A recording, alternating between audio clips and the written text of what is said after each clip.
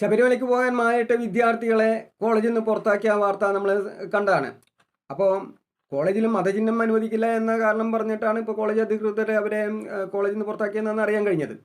അപ്പം ഈ ശബരിമല വേഷം ശരിക്കും പറഞ്ഞാൽ ഒരു വ്രതചിഹ്നമാണ്, അതൊരു മതചിഹ്നമല്ല. ഈ വ്രതചിഹ്നം എന്തിനാണെന്ന് ചോദിച്ചാൽ സമൂഹത്തിലെ വിശ്വാസികളായ ആളുകൾ അവർക്ക് ചില സഹായങ്ങളൊക്കെ ചെയ്തു കൊടുക്കും, അവരുടെ വ്രതശുദ്ധി നഷ്ടപ്പെടാതിരിക്കാൻ വേണ്ടിയിട്ട്. അതായത് ഒരു ചടങ്ങിൽ പങ്കെടുക്കുകയാണെങ്കിൽ അവർക്ക് മാംസാഹാരം ഒഴിവാക്കിയിട്ട് അതുപോലെ തന്നെ സസ്യാഹാരം കൊടുക്കാനും അതുപോലെ തന്നെ സ്ത്രീകളുമായിട്ട് അടുത്ത് ഇടപഴകുന്ന സാഹചര്യങ്ങളൊക്കെ ഒഴിവാക്കി കൊടുക്കാനൊക്കെ സമൂഹത്തിൽ നിന്ന് അവർക്കൊരു ശ്രദ്ധ ലഭ്യമാകും. അങ്ങനെ ആ സമൂഹത്തിൻ്റെ ആ ഒരു ശ്രദ്ധ കിട്ടാൻ വേണ്ടിയിട്ടാണ് ശരിക്കും പറഞ്ഞാൽ ഈ ശബരിമല വേഷം ശരിക്കും കൂടുതലായിട്ട് ഉപയോഗിക്കുന്നതിന് വേണ്ടിയിട്ടാണ്.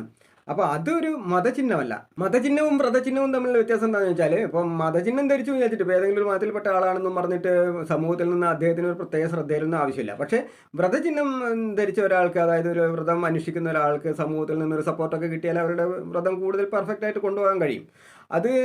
അതുകൊണ്ട് തന്നെ ഈ വ്രതചിഹ്നം ഒരു നിർബന്ധ വേഷമായിട്ടാണ് ശരിക്കും നമുക്ക് കാണേണ്ടത്. അതിപ്പോൾ കോളേജിൽ നിന്ന് സ്കൂളിൽ നിന്ന് അങ്ങനെ പുറത്താക്കി കഴിഞ്ഞാൽ സ്കൂളിലോ കോളേജിലോ പോയിട്ട് ഒച്ചയാക്കുന്നതിനേക്കാൾ നല്ലത് കോടതി വഴി അതിനൊരു അനുകൂല വിധി സംഘടിപ്പിക്കുക. യൂണിഫോമിൻ്റെ കൂടെ തന്നെ വ്രതചിഹ്നം കൂടി ധരിക്കാനുള്ള ആ ഒരു അവകാശം കോടതിയിൽ നിന്ന് തന്നെ സംഘടിപ്പിച്ചെടുക്കുന്നതായിരിക്കും ഏറ്റവും നല്ലത്.